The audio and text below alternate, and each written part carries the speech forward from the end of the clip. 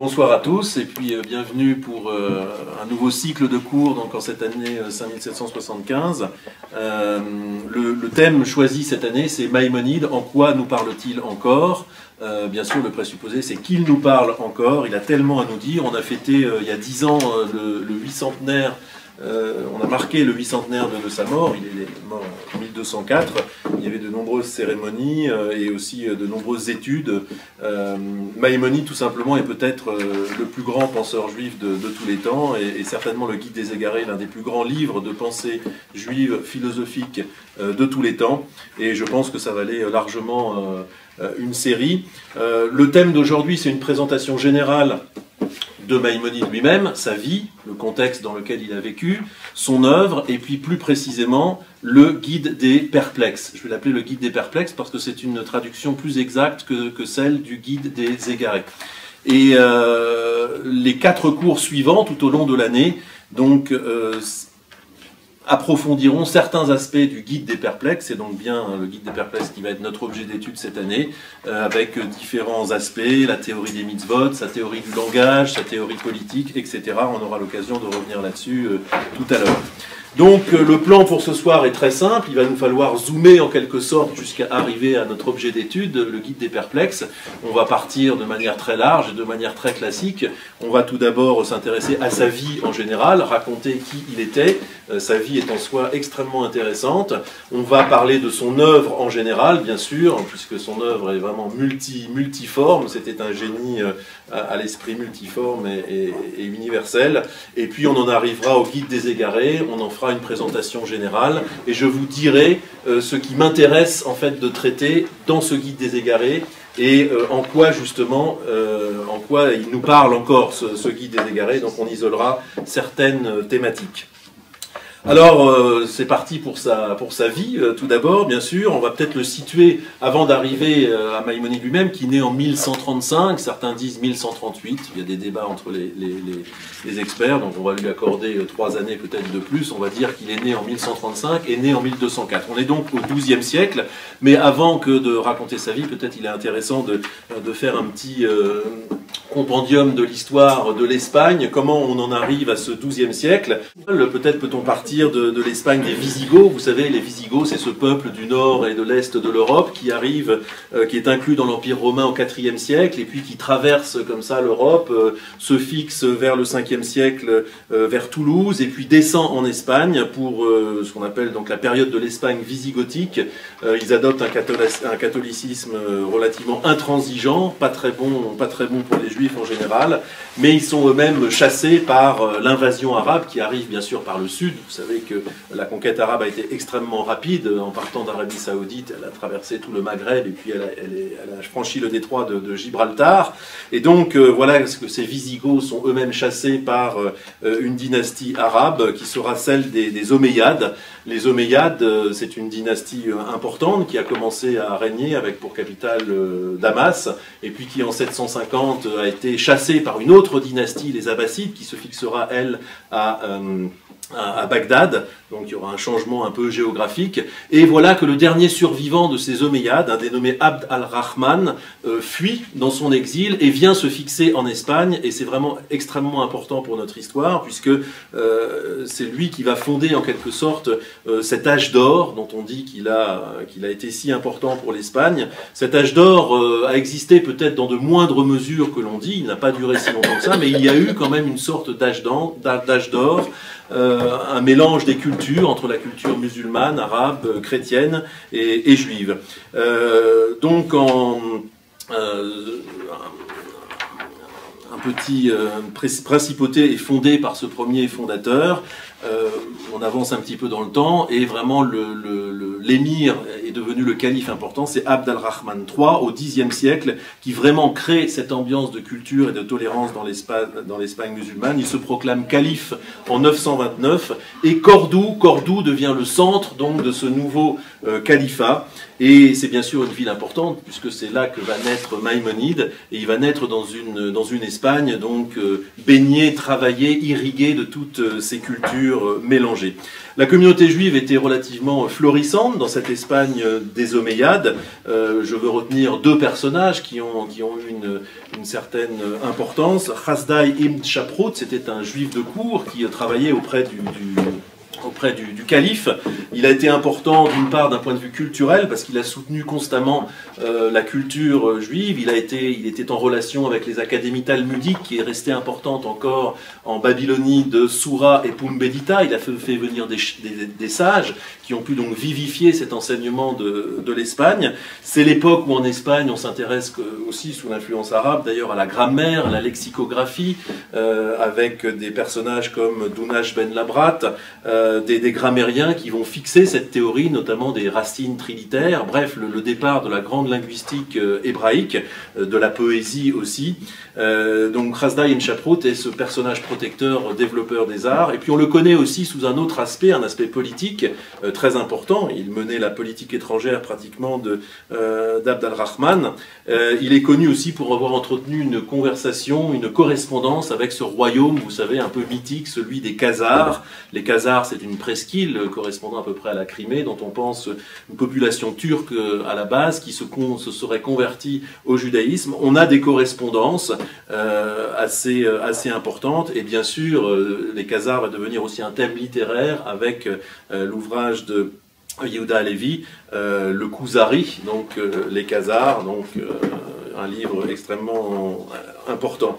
Il y a d'autres grands courtiers très très fameux. Il y a Shmuel ibn Agrila aussi qui entretient cette tradition de juifs de cour, à la fois soutiennent les arts et puis donnent une dimension politique à la communauté juive. Cet âge d'or, parce que là on peut parler d'âge d'or à cette époque, se termine en 1031. En 1031, pourquoi? Parce qu'il y a dans le nord de l'Espagne toujours une couche des royaumes chrétiens, et c'est une des constantes de l'histoire espagnole. Ces royaumes chrétiens qui ont été grignotés par la conquête arabe vont n'avoir de cesse de vouloir reconquérir l'Espagne. C'est ce qu'on appelle la Reconquista. C'est une vaste entreprise qui va durer plusieurs siècles. Finalement, ils y réussiront avec l'unification par la reine Isabelle, dite la catholique. Et donc, il y a des combats. Et puis, le chef d'alors, le vizir Al-Mansour, malgré ses victoires contre les forces chrétiennes, et malgré d'autres victoires aussi contre les forces berbères qui poussent vers le sud, à partir du Maghreb, va perdre. Et voilà que certains émirs font appel à une tribu qui s'appelle les Almoravides. Je vais en dire quelques mots. Et en 1086, ces Almoravides débarquent, franchissent le détroit de Gibraltar et conquièrent l'Espagne. Et c'est une autre période qui s'ouvre. Les Almoravides, c'est une dynastie originaire de Mauritanie.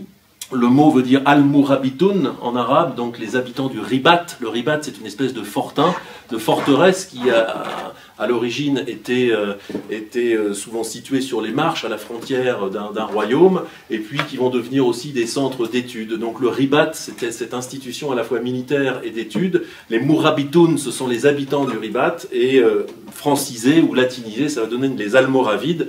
Bref, retenons qu'en 1086, ces Almoravides franchissent le détroit de Gibraltar et constituent un empire alors assez agressif au départ du point de vue de la religion, mais puis bon, ils vont s'amollir en quelque sorte, les problèmes de guerre vont continuer, et c'est une autre dynastie là, qui est tout à fait importante pour notre sujet, les Almohades, qui en 1147, donc on voit à peu près 60-70 ans après l'arrivée des Almoravides, qui franchit à son tour le détroit de Gibraltar, et qui conquiert le sud de l'Espagne, l'Andalousie. Donc l'Andalousie almohade. Alors là, c'est un mouvement très... Almohades, c'est les Al-Muwahidoun, ceux qui proclament l'unité divine, Wahad 1. C'est un mouvement religieux assez agressif, fondée sur un retour un peu au fondamentalisme, sur une pureté morale qui se veut absolument irréprochable et qui en gros donc contraint les Juifs soit à la mort, soit à l'exil. Et c'est effectivement cette invasion des Almohades qui va précipiter l'exil de Maïmonide en 1147. Donc si on retient l'idée qu'il est né en 1135, donc à 12 ans, Maïmonide va devoir quitter Cordoue. J'anticipe parce que je reviendrai plus précisément. Mais donc voilà, c'est important de voir que ces Almohades mettre fin en quelque sorte là vraiment définitivement à ce qu'on a pu appeler l'âge d'or, donc assez tôt quand même, de 1147. Donc cet âge d'or a duré 200-250 ans à peu près. Juste pour anticiper sur la suite, ces Almohades seront eux-mêmes vaincus par d'autres dynasties. Et puis, mais bon là on quitte notre sujet, la Reconquista se fera de manière plus concrète jusqu'à ce que l'Espagne redevienne chrétienne. Mais en tout cas, là, ça sort de notre cadre temporel. Donc voilà un petit peu cette histoire de l'Espagne, différentes dynasties, avec quand même un fond culturel très important, malgré les vicissitudes de la guerre, beaucoup de confluence entre les trois communautés monothéistes. Et voilà donc Maïmonide naît en 1135, il naît à Cordoue, donc au cœur de ce qui avait été les capitales des différentes dynasties. Il naît dans une famille d'érudits, de juges. Son père était juge, quelqu'un d'assez respecté, et bien sûr de très lettré. Il y avait une académie talmudique à 50 km de Cordoue, qui s'appelle Lucena. Lucena, c'est une ville espagnole. Et cette académie talmudique était véritablement très très prestigieuse. Son père y avait étudié auprès du grand sage le plus proche dans le temps de Maïmonide, Joseph ibn Migash, je reviendrai là-dessus. Et en tout cas, il naît dans une famille... La communauté andalouse, d'une certaine façon, avait un caractère un petit peu aristocratique. Elle se sentait la descendante de la diaspora hiérosolonitaine à 70 de l'ère chrétienne. Après, il y a eu donc un exil général des Juifs tout autour du bassin méditerranéen, et fondé sur un verset du prophète Obadiah, le verset 1-20, où est cité notamment Galut Yerushalayim Asher Bisfarad, l'exil, la communauté en exil de Jérusalem, Asher Bisfarad, qui se trouve en Séfarade étant interprété comme étant l'Espagne. C'est un commentaire d'ailleurs, parce qu'il n'y a aucune certitude géographique, mais en tout cas, la tradition de commentaire a voulu fixer Séfarade comme étant l'Espagne. Et bien voilà que ces Juifs andalous se sentaient vraiment les descendants des Juifs de Jérusalem du Temple, et il y avait un côté comme ça un petit peu aristocratique, le sentiment d'une aristocratie vraiment tout à fait installée. Alors il naît dans un milieu, je l'ai dit, qui combine en fait deux caractéristiques des Juifs andalous en général: un haut degré d'études traditionnelles, bien sûr, le monde de la yeshiva, l'académie talmudique de Lucena, je vais en dire un petit mot, et en même temps une belle culture, on va dire, profane en général. C'était un idéal d'ailleurs partagé par la culture arabo-musulmane, c'est ce qu'on appelle la adab. Adab, c'était les belles lettres, en quelque sorte. Adab, c'est un mot arabe qui veut dire courtoisie, la joliesse des choses, mais c'est un idéal culturel qui était partagé par les musulmans aussi, de être lettré dans les belles lettres, connaître la poésie, connaître la lexicographie, connaître la grammaire, se piquer de parler un beau langage, etc. C'était réellement un trait commun de toutes ces cultures andalouses, d'être ancré à la fois sur un enseignement religieux, donc le Coran, les hadiths, enfin la tradition musulmane pour les musulmans, la Torah, le monde de la Torah pour ces juifs andalous, mais en même temps de partager une culture profane, mathématiques, astronomie, littérature, belles lettres en général, et ça c'est vraiment un trait particulier, et Maïmonide a été marqué par cela, et bien sûr ça va se sentir dans son œuvre. Alors, il y a deux personnages qui avaient marqué, ça vaut le coup d'en dire quelque chose, qui avaient marqué cette académie talmudique de Lucena, qui avait été fondée par un certain Moïse ben Hanor en 915-970, c'est donc à la fin du Xe siècle, et donc quand Maïmonide arrive, il y a déjà 150 ans d'études dans cette académie talmudique de Lucena. Le grand personnage, vraiment, et je le mentionne parce que il aura une influence sur une partie de l'œuvre de Maïmonide, c'est le Rif, Rabbi Yitzhak Alfasi. C'est un rabbi très connu, connu. L'acronyme c'est RIF, Rabbi Yitzhak Alfasi. 1013-1103, c'est date de naissance, donc le 11e siècle, on est un petit peu un siècle avant Maïmonide, qui était un immense talmudiste, un immense halachiste, un spécialiste de la halacha, de la loi juive, et qui avait synthétisé en quelque sorte une grande partie du Talmud dans un livre qui est resté célèbre, le Sefer HaHalachot, le livre des halachot, des lois. Et c'était un mouvement culturel important, ce qu'on appelait le mouvement de la codificatoire, la littérature codificatoire.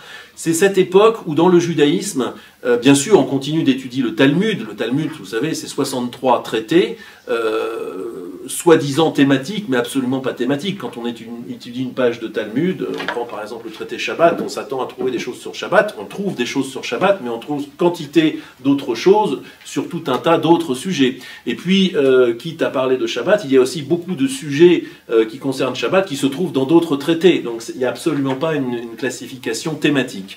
Eh bien, Yitzhak Alfasi avait été l'un des premiers à écrire des codes, c'est-à-dire à synthétiser tout ça, à aller chercher des matières, par exemple si l'on parle de Shabbat, à ramener toute la matière qui se trouvait diffuse dans différents traités, à la ramener en un traité.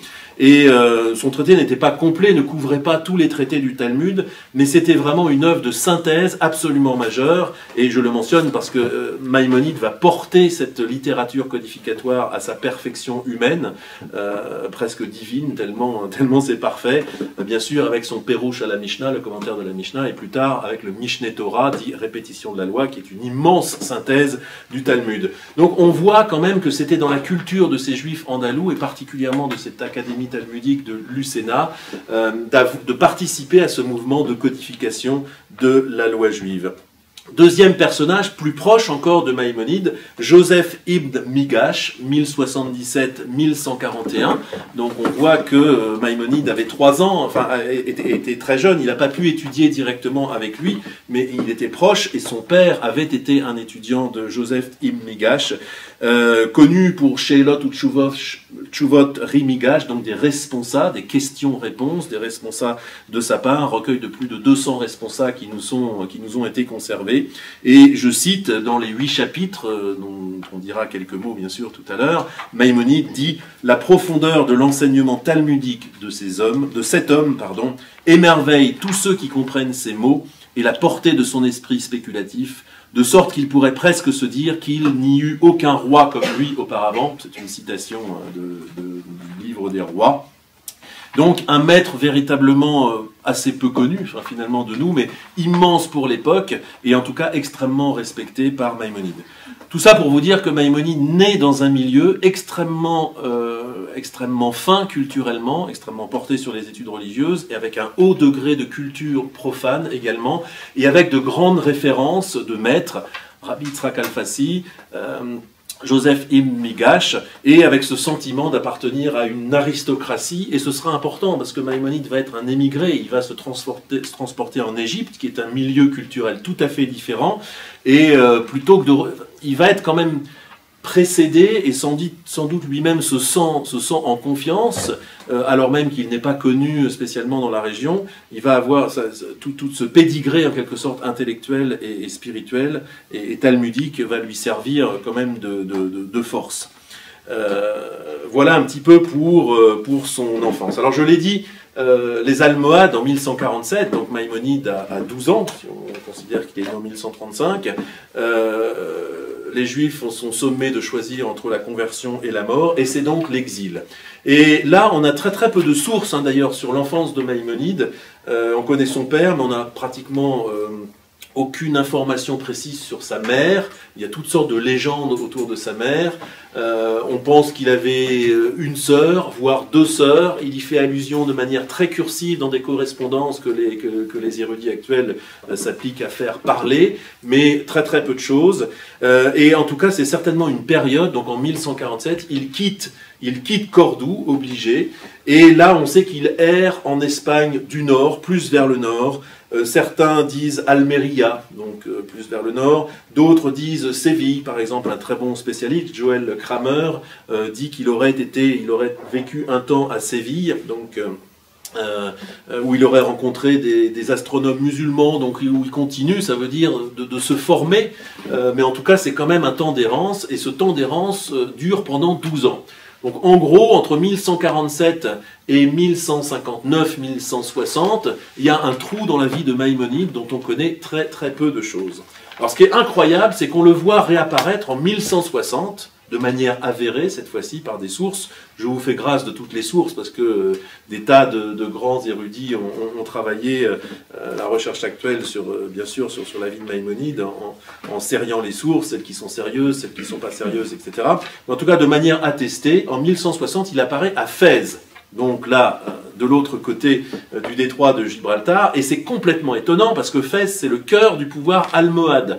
Donc ça, c'est l'une des bizarreries. Donc au cœur du cyclone, ces Almohades qui ont envahi tout le centre de l'Espagne et qui ont contraint les Juifs soit à la mort, soit à la conversion, eh bien voilà qu'au cœur de ce pouvoir, il y avait quand même des Juifs qui vivaient, qui étaient eux-mêmes sommés de se convertir, mais c'est des choses qui apparaissent dans la recherche actuelle, ils avaient un certain délai pour se convertir, donc c'était pas la mort immédiatement. En tout cas, voilà que Maïmonide va y vivre quand même 4 ou 5 ans dans ce cœur du pouvoir almohade. Alors il y a des contradictions aussi, parce que ce pouvoir almohade lui-même soutenait la philosophie.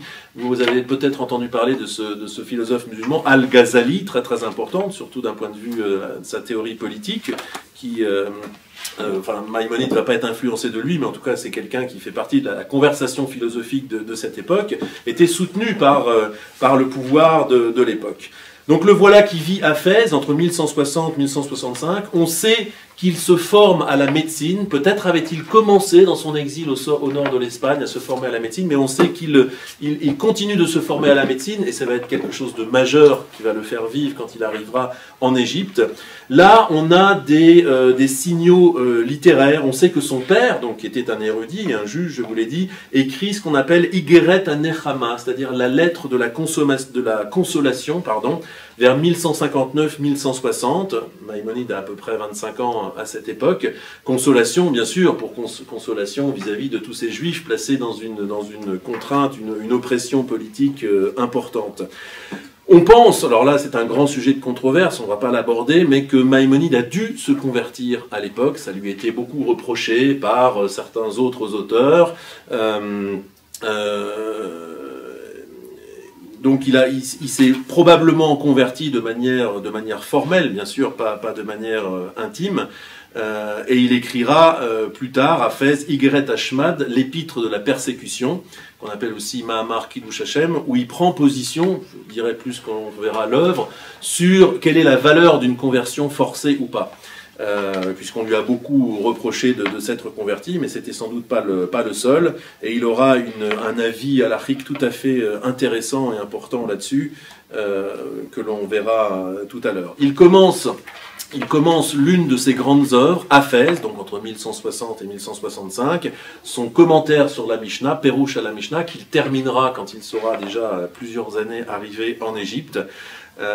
Donc une période à la fois très très inconfortable, mais à la fois productive, on va dire intellectuellement. Il commence à produire son œuvre, et c'est aussi une des marques de la grandeur de Maïmonide, cet homme qui a beaucoup migré, qui est arrivé à construire petit à petit une œuvre complètement incroyable. Donc ça nous dit aussi quelque chose de la force intellectuelle de Maïmonide.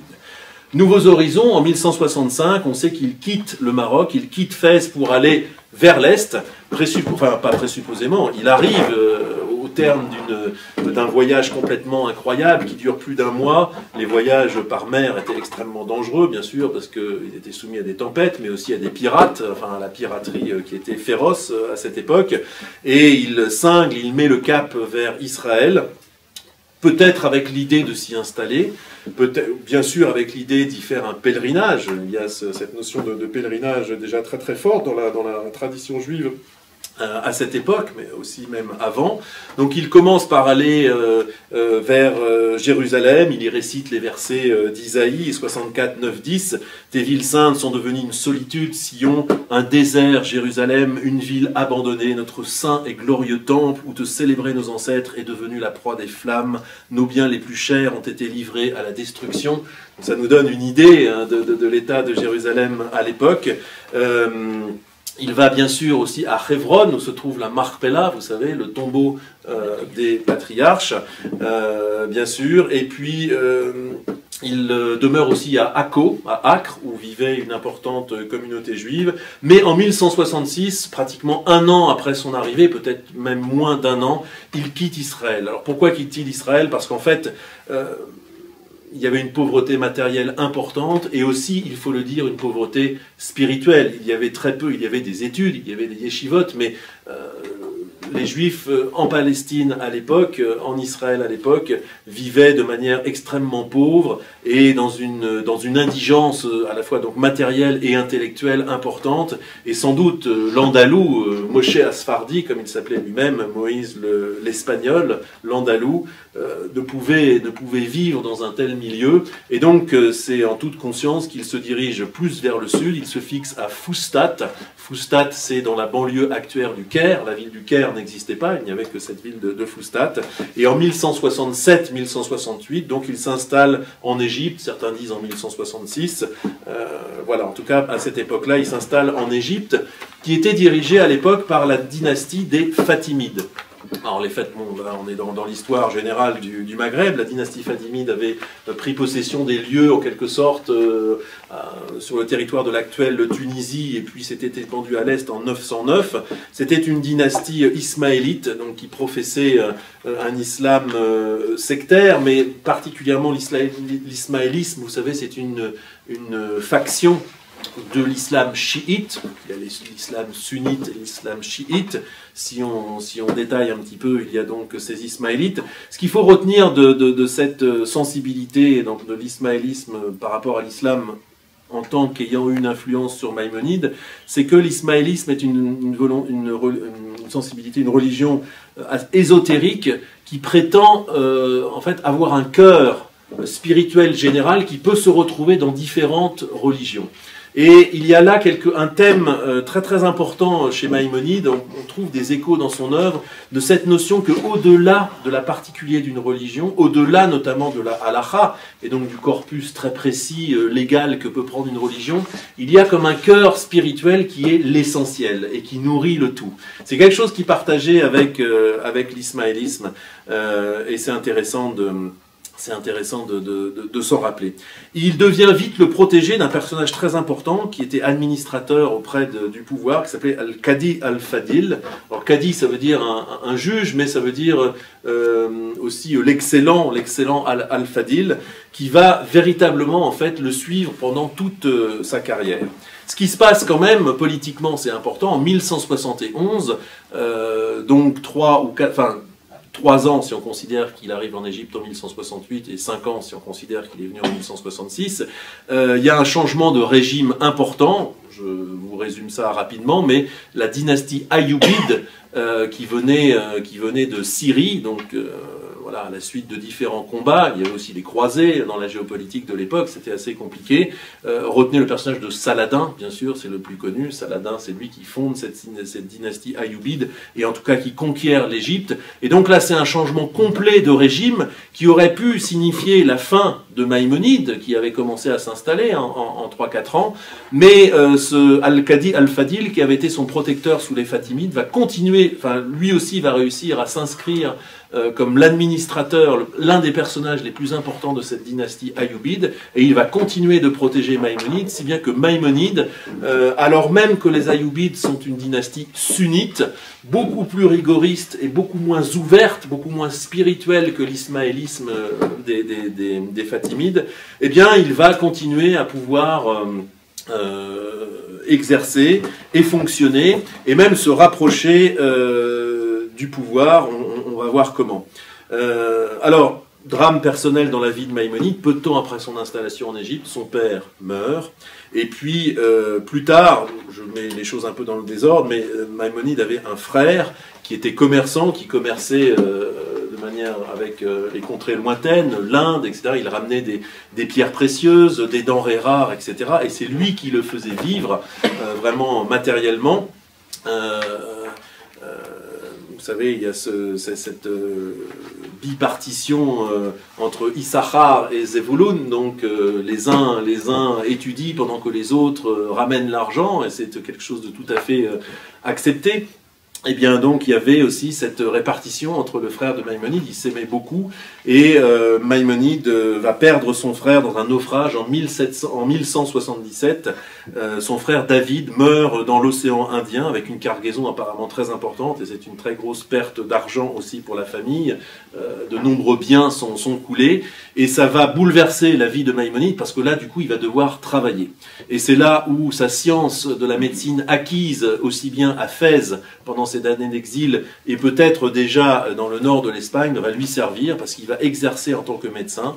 Et on ne va pas s'apesantir là-dessus ce soir, mais en tout cas, Maïmonide était un excellent médecin, en tout cas très prisé des gens de cour, parce que non seulement c'est ce qui va le faire vivre, mais il va pouvoir donc servir le pouvoir de cette manière. Il y a une description absolument incroyable dans une des lettres à Samuel Ibn Tibbon, vous savez, qui sera le premier traducteur du Guide des Égarés en 1200. Donc Samuel Ibn Tibbon est un sage de Provence, bon, là j'anticipe un petit peu, mais donc au cours de une correspondance, il décrit ses journées, parce que Samuel Ibn Tibbon dit « J'aimerais bien venir vous voir pour profiter de vos lumières, pour mieux traduire ce Guide des Égarés », qui est un ouvrage, c'est un ovni dans le ciel de l'époque, on va voir pourquoi. Et Maïmonide dit non, c'est pas une bonne idée, parce que vous n'avez aucune idée, je suis extrêmement faible, vous n'avez aucune idée de mes journées. Et du coup, il décrit les journées, des journées incroyables, donc il sert le vizir et le sultan, s'il est là, du matin jusqu'à midi, je ne sais pas, 1 heure ou 2 heures, etc. Quand il a fini, eh bien, il y a toute sa cour aussi à soigner. Il rentre fourbu donc en début d'après-midi, il a juste le temps de manger l'équivalent de ce qui serait un sandwich aujourd'hui. Et là, il y a des dizaines et des dizaines de personnes qui sont devant sa maison et qui attendent d'être soignées. Il les soigne jusqu'à tard dans la nuit. Épuisé, il mange en 10 minutes, un quart d'heure, et puis après il commence à s'occuper des affaires communautaires où il a d'autres choses à discuter, et la nuit tard à écrire donc son œuvre. On se demande comment il a pu composer une telle œuvre avec un tel emploi du temps, et le voilà donc jusqu'en 1204 qui conjugue ces multiples activités, encore une fois spirituelles, d'écrivain, et puis politique et de médecin. Donc une vie extrêmement active que celle de Maïmonide. Donc il faut souligner donc, que c'était vraiment un exilé. Il faudrait s'apesantir un peu plus sur les différences entre la communauté juive égyptienne et la communauté juive andalouse, mais c'est pas du tout la même chose, c'est pas du tout les mêmes références. Au passage, il y avait 3 communautés juives au Caire. Il y avait les Karaïtes, on n'a pas le temps d'en dire quelque chose, mais c'était donc presque un schisme au sein du judaïsme, en tout cas une faction avec des controverses intellectuelles très poussées, les Karaïtes étant sustentateurs d'une théorie littérale de la Bible, s'opposant à la loi orale des rabbins talmudiques, etc. Et puis il y avait une communauté des juifs palestiniens et aussi une communauté soumise à l'autorité de l'exilarque à Bagdad. Donc des communautés différentes, et c'était pas facile de les concilier, chacune ayant son minhag particulier, et donc c'est petit à petit seulement que Maïmonide a émergé comme une figure incontestée autoritaire dans ce milieu juif kérote et plus généralement égyptien. Alors, voilà pour sa vie, on pourrait en dire beaucoup plus, mais il nous faut avancer et parler bien sûr de son œuvre. Alors j'ai déjà parlé un petit peu du milieu andalou dont il provenait, donc qui conjuguait une grande science talmudique, une grande science des sources traditionnelles, mais aussi une visée universaliste en quelque sorte, ouverte sur les cultures de l'extérieur. Et cette ouverture et cette richesse se retrouvent dans son œuvre. Alors je ne vais pas nommer tout de manière exhaustive, mais on va voir quand même les ouvrages principaux pour avoir une idée de la richesse, de la prolixité de son intelligence. Il commence avec un petit ouvrage qu'on appelle le Mahamar Haïbour, Le Ibour, vous savez, c'est la science du calcul astronomique. C'est comment calculer les premiers jours du mois, etc. Et donc, cette science astronomique assez poussée des rabbins. Alors d'ailleurs, certains contestent cette attribution. On n'est pas bien sûr que c'est lui qui l'a écrit, mais bon, en général, ça lui est quand même attribué. Donc en 1158, donc on voit assez tôt finalement, à près de 20 ans à peu près, 23 ans, il écrit déjà donc des ouvrages fort savants. Il écrit un autre petit ouvrage aussi, mais qui montre sa maîtrise de la philosophie. C'est le Milon à Higayon, le dictionnaire de logique, où il résume avec le vocabulaire de l'époque, la logique aristotélicienne, les différentes catégories. Je n'en dis pas plus, mais ça montre l'ouverture philosophique de Maïmonide, donc capable de produire aussi à un jeune âge, à un âge avancé, un compendium de logique aristotélicienne, donc quelqu'un qui est très à l'aise dans les catégories philosophiques de l'époque, avant que lui-même n'en fonde quelque part une autre. Très important, je l'ai dit, Igeret Hashmad, l'épître sur la persécution. On sait qu'elle a été écrite pendant son séjour à Fès, donc entre 1160 et 1165. C'est écrit en arabe, mais l'original a été perdu. Il écrit cette épître en réponse à un responsa qui circulait d'un auteur inconnu, mais qui fustigeait tous ces juifs qui se convertissaient et qui prononçait donc la shahada. La shahada, c'est la confession musulmane. Oui, je reconnais l'islam et que Mahomet est son prophète, etc. Et cette épître était extrêmement dure en disant c'est une honte, c'est un péché absolu que de se convertir. Et Maïmonide prend lui-même une position extrêmement dure contre cet auteur anonyme. Il cite... et ça donnera une idée aussi de l'ironie mordante de Maïmonide. Maïmonide était manifestement quelqu'un qui avait conscience de sa valeur et qui n'hésitait pas à fustiger assez durement et à manier l'ironie mordante. Et il cite un verset de l'Ecclésiaste, le chapitre 5, verset 2, qui bat achalom berov inyan, car les songes naissent de l'abondance de soucis. Vekol ksil, mais la voix du sot se reconnaît Berov Dvarim, à l'abondance de ses paroles. Donc il applique ça à cette épître en disant voilà, cet auteur parle beaucoup, c'est un signe de sottise avéré que de parler beaucoup. Et il établit une chose qui est importante, parce que dans sa théorie du langage, on le retrouvera, il dit que la croyance, mais il est intéressant de prendre le mot arabe, itikad, la croyance au sens qui était porté par la philosophie musulmane et que lui-même transfert en quelque sorte dans le judaïsme, c'est une croyance, ce n'est pas une croyance de mots. C'est pas parce qu'on prononce quelque chose qu'on y croit. La croyance, la vraie croyance, c'est de se représenter quelque chose dans son esprit, de le dire et d'en être tellement convaincu qu'on ne peut pas se représenter autre chose que cette idée-là. C'est ça la croyance. Et donc, si on les contraint à affirmer des phrases, mais qu'on y est contraint, mais que dans son cœur, on le pense pas, que ça correspond pas à une croyance au sens où on peut pas envisager autre chose, alors ce n'est pas une vraie croyance et on peut pas être accusé d'apostasie si, sous la pression politique, encore une fois, on est forcé d'épouser l'islam en apparence. Et en écrivant cela, bien sûr, on imagine qu'il apporte un réconfort énorme à beaucoup de juifs qui avaient dû se convertir, qui peut-être en étaient morts de honte, peut-être même certains ont préféré mourir plutôt que d'embrasser de manière formelle.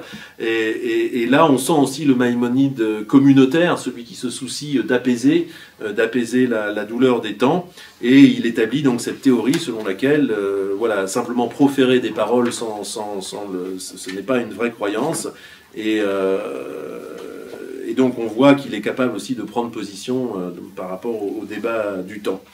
Son autre grande œuvre, alors là on touche aux trois grands piliers de l'œuvre de Maïmonide. Je parlais, le premier d'entre eux, c'est le Perouche à la Mishnah, le commentaire de la Mishnah, donc il commente peu après son arrivée à Fès, donc peu après 1160, il va mettre 7 ou 8 ans à l'écrire, donc il va le terminer vers 1168, et il sera déjà arrivé en Égypte depuis 2 ans à peu près. On appelle le Siraj, le luminaire en arabe. Et là, on sent déjà le Maïmonide, le gros calibre, on va dire, de Maïmonide.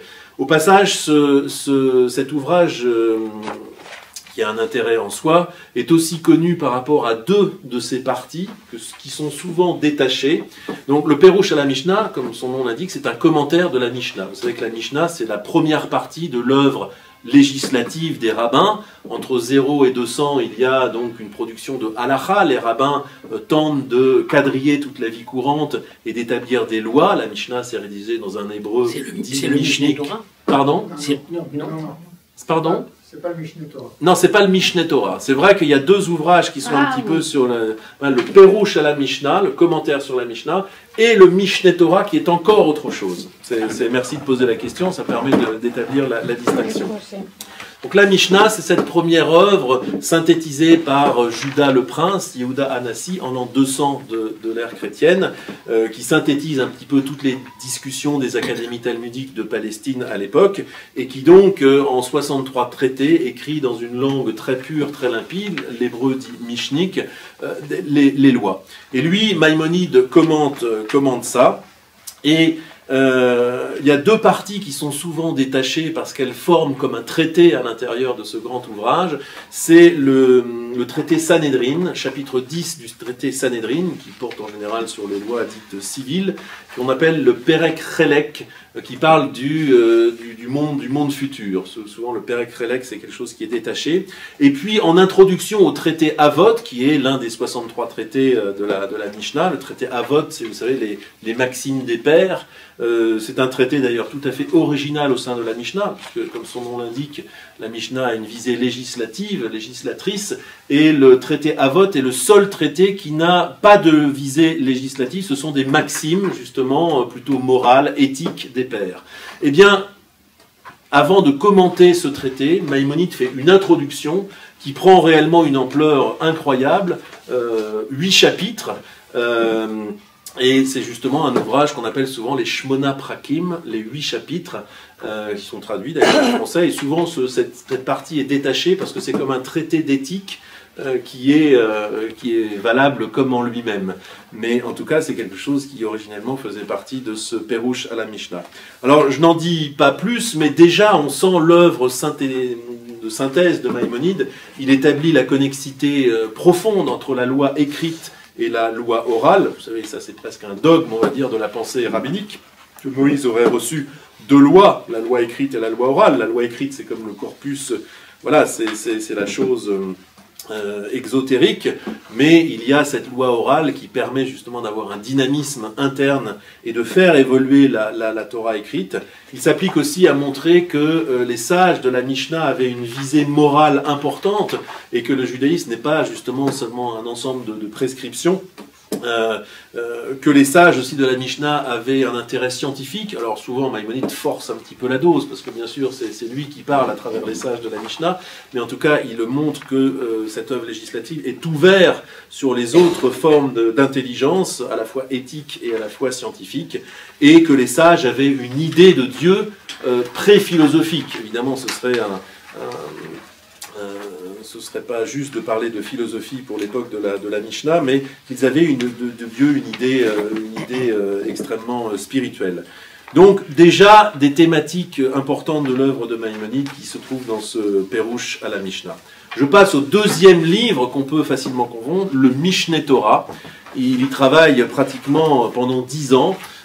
À peine le Pérouche à Mishnah terminé vers 1168, donc, et là il est déjà en Égypte depuis 2, 3 ou 4 ans, suivant les datations, eh bien il se met immédiatement sur un ouvrage encore plus ambitieux, où il reprend quelque part la démarche que l'on a vue tout à l'heure de Rabbi Yitzhak Alfasi, le Rif, de synthétiser cette fois-ci tout le Talmud. Rendez-vous compte, déjà, dans une vie, je ne sais pas si tout le monde arrive à lire le Talmud, et selon comme le célèbre apologue d'un rave qui disait, voilà, j'ai traversé tout le Talmud, et son maître lui disait, oui, mais le Talmud, lui, t'a-t-il traversé?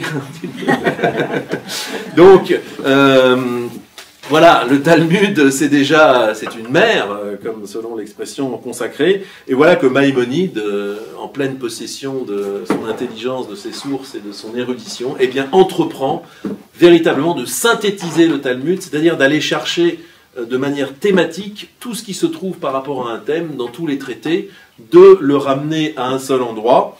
Et il le fait en 14 chapitres, donc les têtes de chapitres, le Sefer Ahava, le livre de l'amour, le Sefer Amada, le livre de la connaissance, le Sefer Kedusha, de la sainteté, je les énumère, 14 parties qui vont donc, vous savez que le chiffre 14, en hébreu, ça peut se dire Yad, vous savez que chaque lettre a un équivalent numérique, donc Yud Dalet, Yud c'est 10, Dalet, la lettre Dalet c'est 4, 14, et c'est pour ça qu'on appelle le Yad Achazaka, la main forte, expression qui se trouve elle-même dans la Bible, puisque Dieu nous a fait sortir d'Égypte d'une main forte, mais Yad Achazaka, ou Bizroan Touya et d'un bras étendu, c'est une chose que l'on récite bien sûr chaque année lors du Seder de Pessah.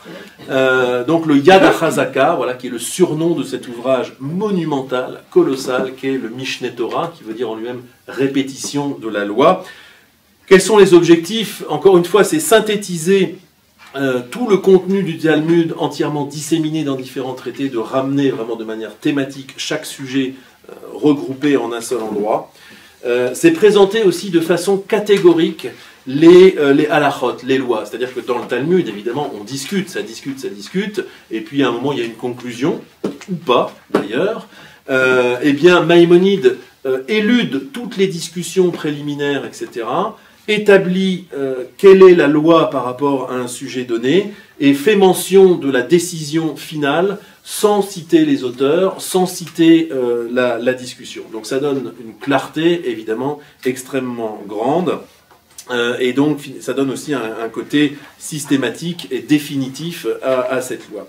Alors, ce qui est intéressant, et là ça va nous permettre déjà de voir le potentiel explosif de Maïmonide, c'est que c'est une œuvre absolument colossale d'un point de vue intellectuel, mais qui va susciter une opposition absolument féroce, précisément pour les raisons que je viens d'indiquer. Un sage assez important et connu, Rabbi Abraham ben David de Poskier. Poskier, c'est une ville du sud, qui se trouve en Provence, mais Provence au sens médiéval juif, c'est-à-dire provincia. Provincia, c'était l'héritier de Provincia Narbonensis, la Narbonnaise. Vous savez, en fait, c'est tout le sud de la France, c'est le Languedoc, voilà. Et on appelle ça ce qu'appelaient les sages du médiévaux la Provence, c'est donc tout le sud, et d'ailleurs une partie de l'Espagne aussi. Eh bien, Rab Abraham ben David de Poskier, la ville de Vauvert aujourd'hui, qui est l'un des grands sages de la région, va s'opposer. D'abord, il n'est pas tout à fait d'accord avec les décisions de Maïmonide, et puis il va critiquer le fait que justement Maïmonide se pose de manière autoritaire, sans citer ses sources. Et ça va vraiment... on sent qu'on est à la charnière de deux époques dans le judaïsme. Il y a encore le paradigme de la yeshiva, qui consiste à étudier des pages, à discuter, etc. Et là, on est déjà dans un autre mouvement, je vous l'ai déjà dit, la littérature codificatoire, qui cherche à résumer les choses, aussi parce que les juifs sont plus loin de la source talmudique, parce que pris dans des contextes politiques différents, tout le monde n'a pas le temps non plus d'étudier toute la journée, et que Maïmonide se préoccupe de fournir un digest, en quelque sorte, de tout ça, mais c'est précisément la raison de l'opposition. Différents arguments, un code tel que celui de Maïmonide, nie la légitimité des pratiques locales. C'est-à-dire qu'il y a aussi, c'était quelque chose de tout à fait vrai dans le judaïsme, il y a ce qu'on appelle le Rav des Hatra, le maître du lieu, le rabbin du lieu, c'est important. Et il y a des grandes différences. Et un code comme ça, qui se veut universel, c'est quelque chose qui vient heurter l'autorité locale du rabbin. Quand je dis autorité locale, ça vient tout simplement aussi heurter l'autorité du rabbin. Et c'est ce qui passe pas auprès de nombreux rabbins, c'est-à-dire que s'il n'y a plus qu'effectivement à prendre un livre, si un juif, je dirais, qui n'est pas spécialement rabbin, veut connaître un problème et qu'il a juste le livre à ouvrir et voir la solution, évidemment, ça court-circuite complètement le pouvoir du rabbin. Et beaucoup le disent explicitement, en disant, mais voilà, on ne sert plus à rien.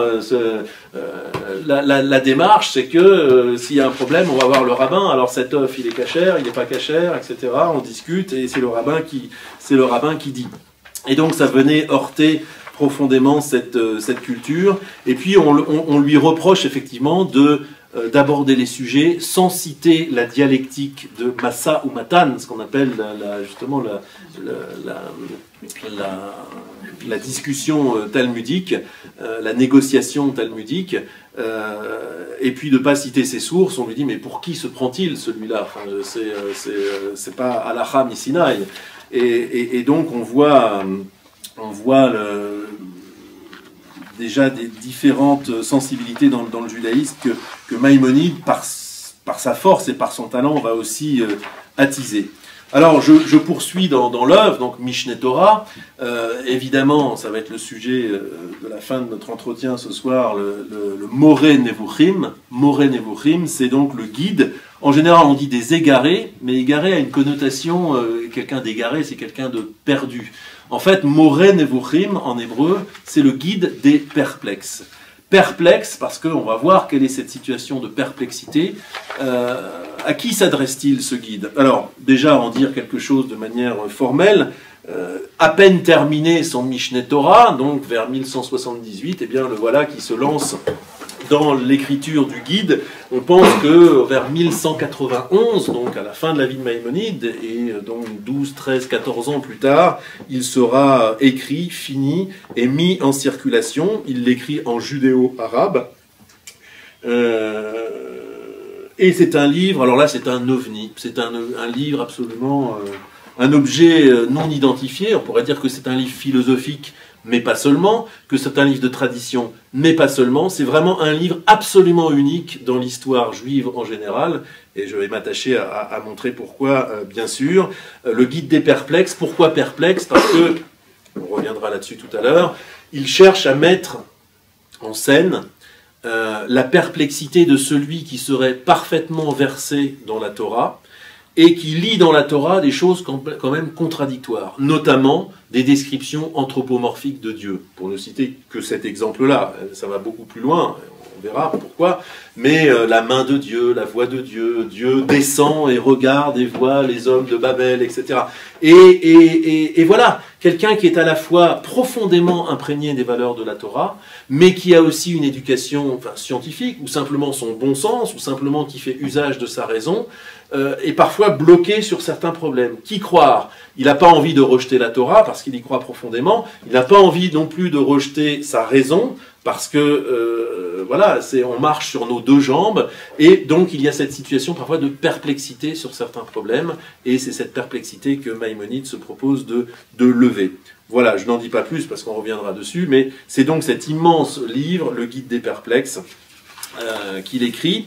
Et puis il écrira encore d'autres choses, je les mentionne, le Mahamar Triat Ametim. Il y a une erreur, je crois, sur le plan, j'ai dit Mechiat Ametim, c'est Triat Ametim. Triat Ametim, c'est la résurrection des morts, c'est donc l'épître sur la résurrection des morts. On l'avait beaucoup accusé de ne pas avoir parlé dans ses ouvrages précédents de la résurrection des morts, qui est l'un des dogmes du judaïsme.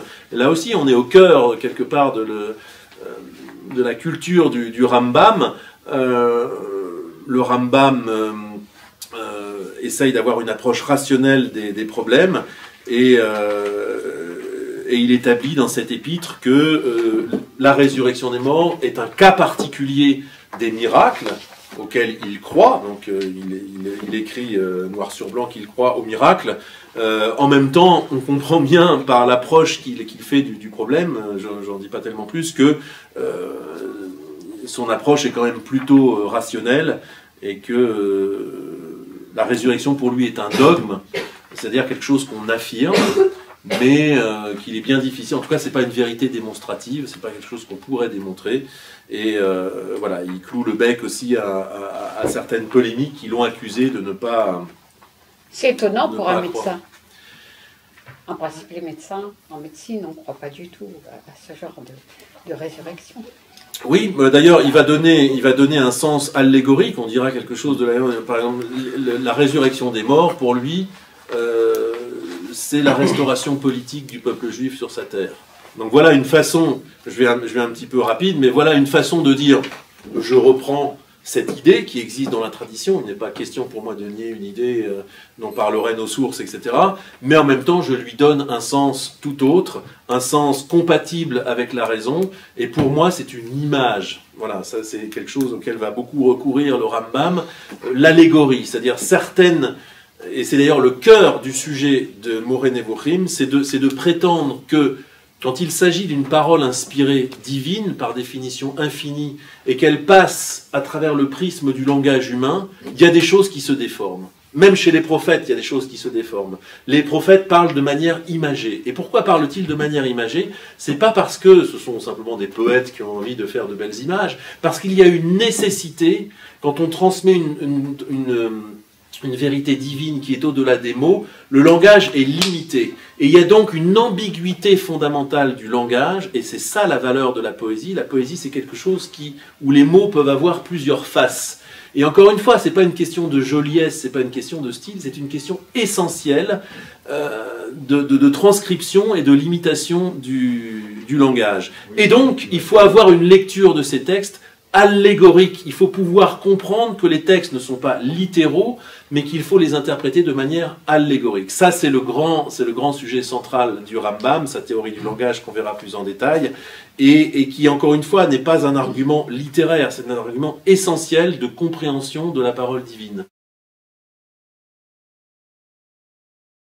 On a précisé donc l'œuvre en général, et avancé plus précisément dans le guide des égarés. Donc j'ai dit qu'il est... Maïmonide s'y colle en quelque sorte en 1178, et c'est fini en 1190. C'est un aspect important de l'histoire culturelle, ça c'est très intéressant. En 1190, les sages de Provence prennent contact avec lui posent des questions sur l'astrologie et sur le Mishneh Torah qui, avec 10 ans de retard, leur est parvenu. Et puis entre-temps, ils vont apprendre aussi l'existence du guide des égarés, et ils demandent à Maïmonide de leur envoyer des parties, etc. Alors ça, c'est un peu compliqué, mais ils vont en recevoir des parties, pas toutes. Ils vont vouloir le traduire aussi, et donc ces sages de Provence proposent la personne de Samuel ibn Tibbon, qui va véritablement fonder une dynastie de traducteurs. Ça, c'est extrêmement important pour l'histoire culturelle du judaïsme du sud de la France. La dynastie des Tibbonides. Son père, déjà, était un érudit, Yehuda ibn Tibbon. C'est des personnes qui avaient fui eux-mêmes. Yehuda était venu vers 1160 en Provence, donc peu de temps après l'invasion des Almohades. Son fils Samuel ibn Tibbon va traduire le guide au tout début du XIIIe siècle, vers 1200 c'est fait. Et donc, c'est important parce que c'est cette communauté provençale qui va acculturer les idées de Maïmonide, qui va acculturer la philosophie dans le sud de la France. Et c'est tout à fait incroyable que donc, évidemment, bon, c'était pas Internet ni le mail, etc., mais il y avait des délais importants, des retards importants dans les questions et les réponses, mais il va véritablement y avoir un flux d'informations qui va circuler de part et d'autre de la Méditerranée, entre le Caire, entre les idées du Rambam et les sages de Provence. Et donc le début de la philosophie en Provence vers 1200, grâce à la tradition d'Ibn Tibbon et puis d'autres sages qui vont poursuivre la tradition. Donc ça, c'est quelque chose d'important. Un mot sur la postérité du guide, c'est un livre qui sera très rapidement traduit. Il est édité en hébreu en 1480, donc on a à l'époque des incunables, le tout début de l'imprimerie, à Rome, pense-t-on, ou à Venise, les érudits en discutent encore. Il y aura des traductions partielles en latin dès 1240, donc on voit à peine 40 ans après la mort du Rambam. Un érudit, Kluxen, identifie 14 manuscrits du guide entre le XIIIe et le XIVe siècle. Donc c'est un guide qui va être connu du monde latin chrétien extrêmement rapidement. Le Dux Dubitandum et Perplexorum, le Dux, le guide des perplexes et de ceux qui doutent, et il y aura l'édition Buxdorf, extrêmement connue à Bâle en 1629, une tradition latine, évidemment la Wissenschaft, ce mouvement de science du judaïsme à Berlin au XIXe siècle, en fera des éditions plus scientifiques, critiques. Je veux juste mentionner cette magnifique édition chez Maisonneuve et La Rose, la traduction à partir des sources arabes, du judéo-arabe, du rabbin Salomon Munk. Traduction indépassable, en français en tout cas. Il y en a d'autres, hein, mais c'est vraiment celle que je vous recommande. D'une part pour la traduction, mais surtout pour les notes. Voilà, à chaque page, il y a facilement la moitié de la page qui est prise par les notes, et c'est irremplaçable. Quel a été le regard de la chrétienté à cette époque-là? Vous dites que la chrétienté s'est intéressée au guide des égarés. Bien sûr, parce qu'il y a une tradition... Comment ils l'ont accepté, ils l'ont rejeté, ils l'ont... ils l'ont pas rejeté. Dans la chrétienté aussi, il y a plusieurs sensibilités. Il y a une tradition rationaliste de Thomas d'Aquin. On a souvent comparé Thomas d'Aquin à Maïmonide parce qu'ils partagent. Enfin, ils ne se connaissaient pas, mais bien sûr, mais ils partagent. Enfin, il y a un fond commun, cette idée qu'il faille négocier entre la raison et l'attachement à une parole dite révélée. Et qu'est-ce que ça veut dire révélée et en quoi ça peut cohabiter ou pas avec la raison? C'est des questions que certains chrétiens se sont posées aussi. Donc il a été plutôt bien accepté. On voit la popularité du guide dans les sources chrétiennes. Après, ça supprime pas, je dirais, l'histoire générale de l'antijudaïsme, etc. Mais le guide a fait carrière dans la chrétienté sous des traductions diverses. Donc c'est un livre qui a eu un grand succès.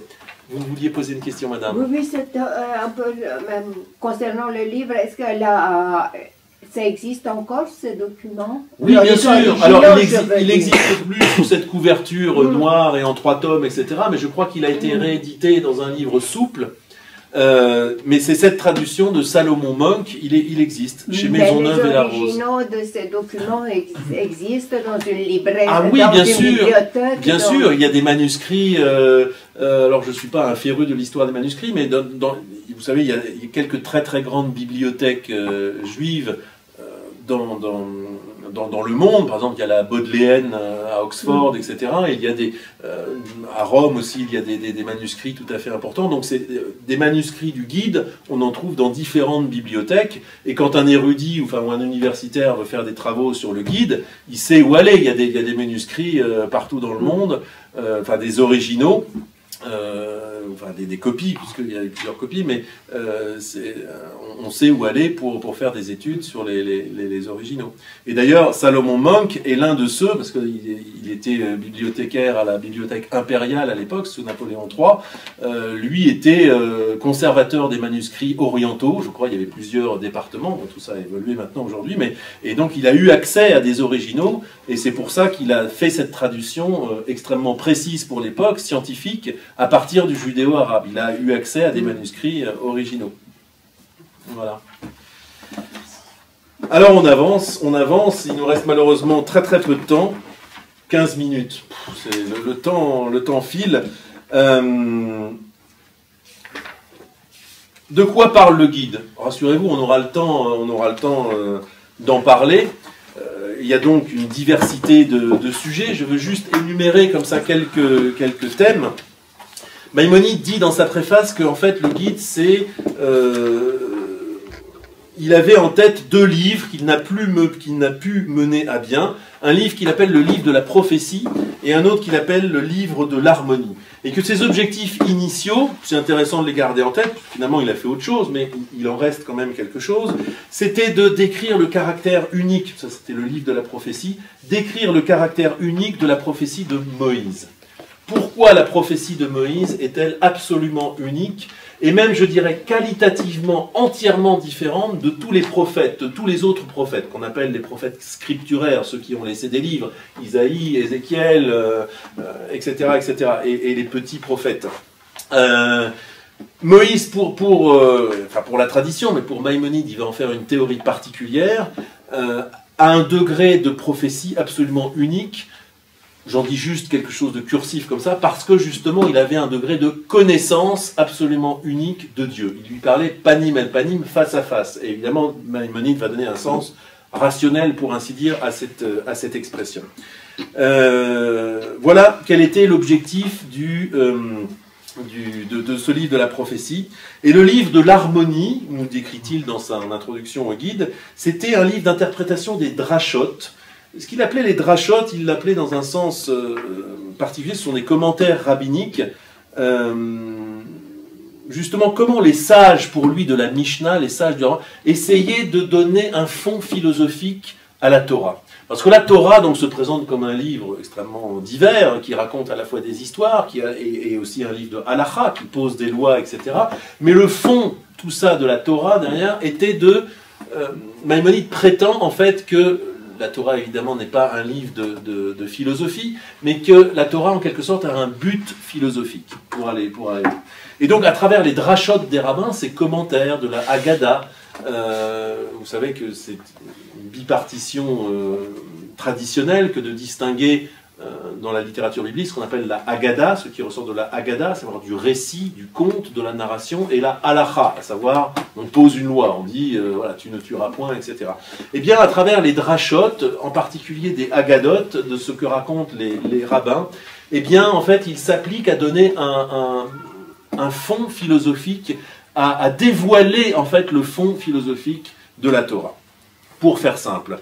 C'est un petit peu ça, c'était, nous dit-il, les deux objectifs de ces deux livres différents. Et puis finalement, il n'a pas écrit ces livres, et c'est d'ailleurs intéressant de comprendre la raison qu'il avance pour ne pas avoir écrit ces livres, parce qu'il dit, pour traiter de ces allégories, donc de ces drachotes, etc., et en tirer la substantifique moelle philosophique, eh bien il faudrait recourir à des allégories aussi. Mais finalement, le but ne serait pas atteint, parce que pour essayer de dévoiler quelque chose qui serait caché, il faudrait soi-même cacher encore plus les choses et les dire de manière allusive. Donc finalement, je n'ai pas écrit ces livres, et j'ai écrit à la place le Guide des égarés. Et c'est donc cet immense livre qui traite de plein de sujets. Il y a toute une théorie du langage, les 50 premiers chapitres du guide, ce sont des chapitres assez courts mais percutants. Maïmonide s'attache à désanthropomorphiser les expressions de la Bible. Il prend les expressions une à une. La main de Dieu, qu'est-ce que c'est? On a été créé à l'image de Dieu. Est-ce qu'il s'agit d'une image corporelle? Est-ce qu'on ressemblerait physiquement à Dieu? Évidemment que non. Et donc cette image, entendue dans un sens spirituel, allusif, allégorique, de quoi s'agit-il? Donc il y a toute une théorie du langage, où il établit justement l'ambiguïté du langage et la méthode en quelque sorte allégorique. Cette Torah, pour la faire vibrer et résonner de manière philosophique, il faut l'interpréter de manière allégorique. Il y a une théorie des mitzvot, on consacrera un cours entier aux théories des mitzvot de Maïmonide. Il y a la théologie négative, comment connaître Dieu, mais comment en parler, comment avec un langage imparfait parler de Dieu qui est au-delà de tout langage. Et donc il adopte ce qu'on appelle la théologie négative, à savoir ne pas affirmer de Dieu qu'il a des qualités, parce qu'affirmer de Dieu qu'il a des qualités, c'est le restreindre, de dire que Dieu est généreux, qu'il est bon, qu'il est, etc. C'est encore trop peu pour lui. Donc, et là il s'appuie sur toute une tradition, bien sûr, qu'on appelle la théologie négative, il adopte cette stratégie.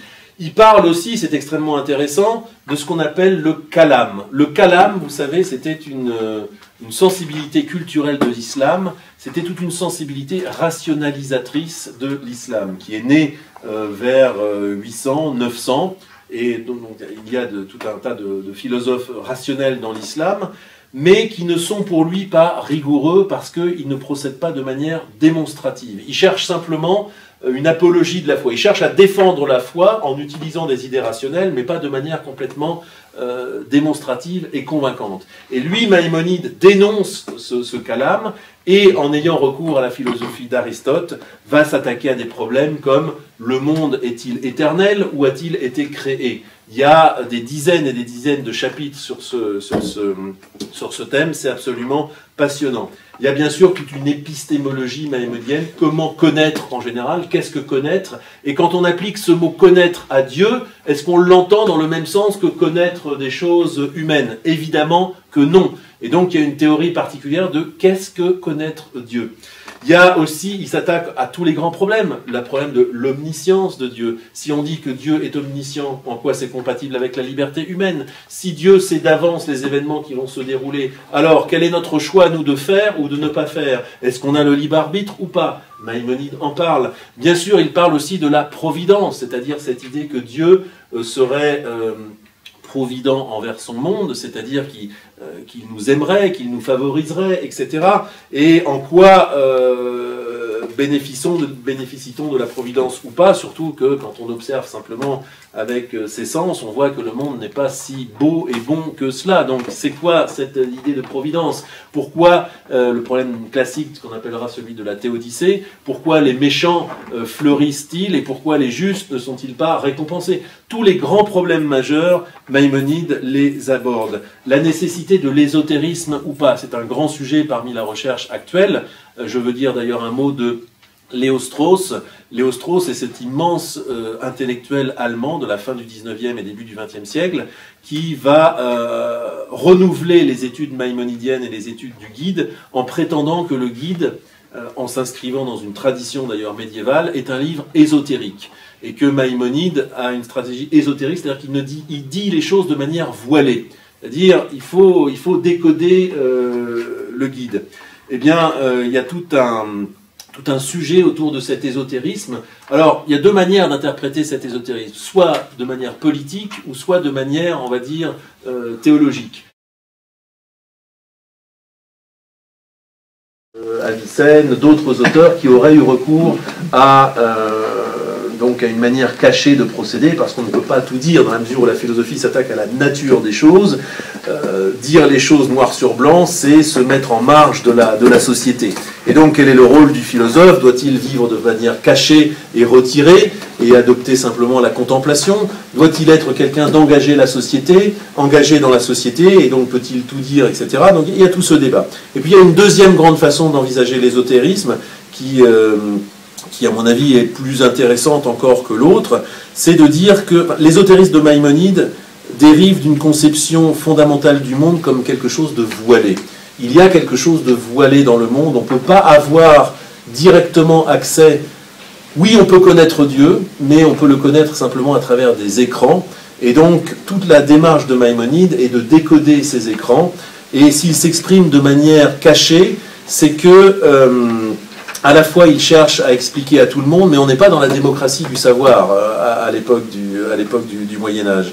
Il y a différentes capacités à concevoir et à comprendre les choses, et il faut s'adresser à la fois d'une certaine manière philosophique à celui qui sait, mais à l'ensemble des masses, on ne peut pas communiquer les choses noir sur blanc. D'abord, il faut étudier avant, ça c'est aussi l'un des grands projets du guide, c'est de dire on ne peut aborder la Torah et en comprendre le sens profond que de manière véritablement philosophique. Et alors, il faut étudier les mathématiques, l'astronomie, la logique, la philosophie, etc.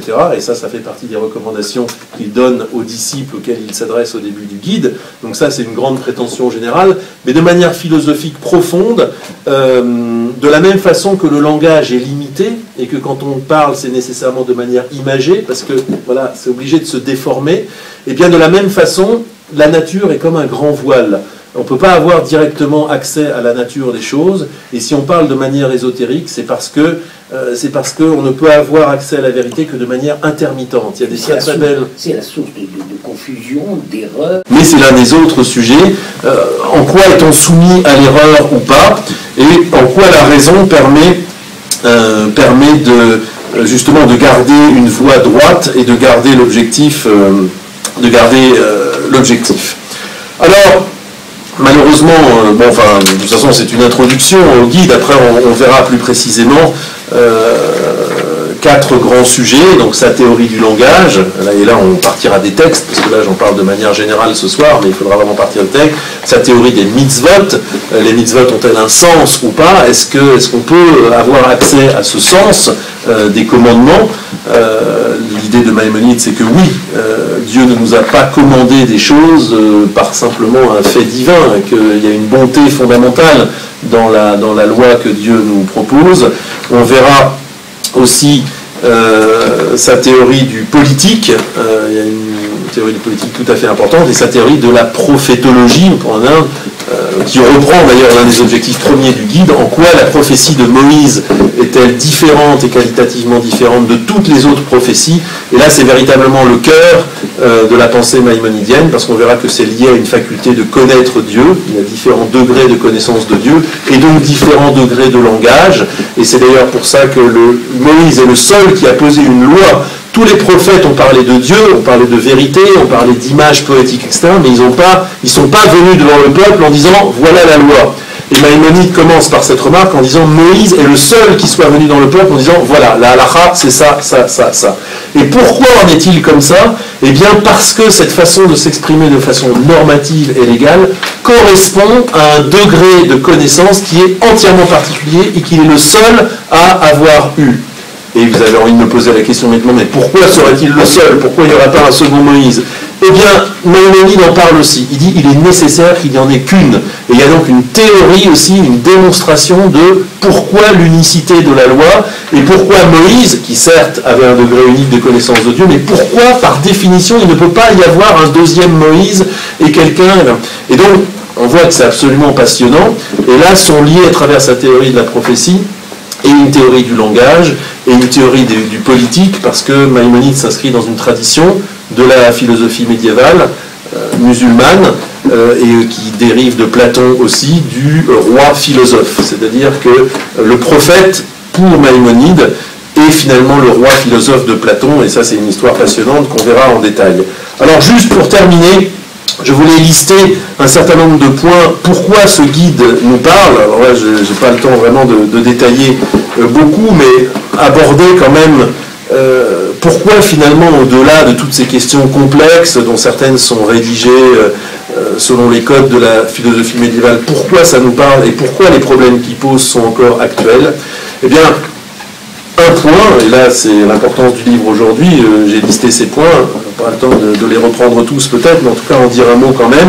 La situation de perplexité, ça c'est le thème fondamental du livre, c'est son titre. Eh bien ça c'est toujours actuel, parce que évidemment quand on croit à ces choses, quand on croit qu'effectivement la Bible est un livre inspiré, certes écrit par les hommes, mais à partir d'une expérience spirituelle, de grands transmetteurs comme Moïse, nos prophètes, nos sages, etc. Ont eu accès et nous les ont transmis, eh bien c'est vrai que, a fortiori au XXIe siècle, avec les sciences, avec l'autonomie humaine du XVIIIe siècle, Kant, etc., un certain nombre de données qui font partie de notre façon de fonctionner, eh bien c'est pas évident quand on ouvre la Bible. D'abord il y a des choses qui nous choquent, une violence extrême, et alors c'est quoi la valeur spirituelle de toute cette violence? Des idées contradictoires, effectivement, ces anthropomorphismes, comment comprendre ça? La résurrection des morts, c'est quoi cette idée que les morts, que les os se remettront avec de la chair autour, les tendons, etc., et que, comme dans un film en 3D, tout ça va se réassembler et les morts vont revivre, etc. Donc, que faire?